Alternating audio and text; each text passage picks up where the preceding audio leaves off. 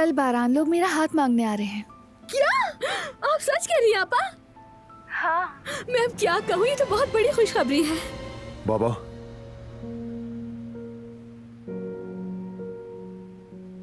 आप नहीं थे तो मुझे यहां बैठना पड़ा, लेकिन अब इसका असल मालिक वापस आ गया है।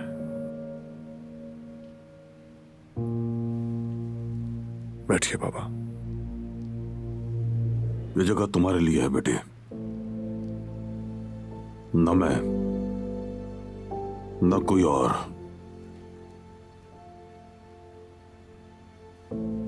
इस कुर्सी पर सिर्फ तुम बैठोगे।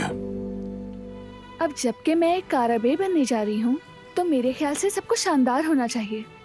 सोने की बेल्ट, मुमकिन हो तो शामरान के नक्शो निगार। तुम यहाँ कैसे? क्या हाथ मांगने नहीं जा रहे हम लोग? आखिरकार मैं भी तो इस खानदान का हिस्सा हूँ ना। तुम रह नहीं दो। लेकिन क्यों? क्योंकि आज बारान का खास दिन है। मैं नहीं चाहती कि उसे किसी बात पर गुस्सा आ जाए या वो मुझसे नाराज हो जाए। बस वो कहानियाँ अधूरी जो न हो सकेगी पूरी, उन्हें मैं भी क्यों सुनाऊं, उन्हें तुम भी क्यों सुनाओ।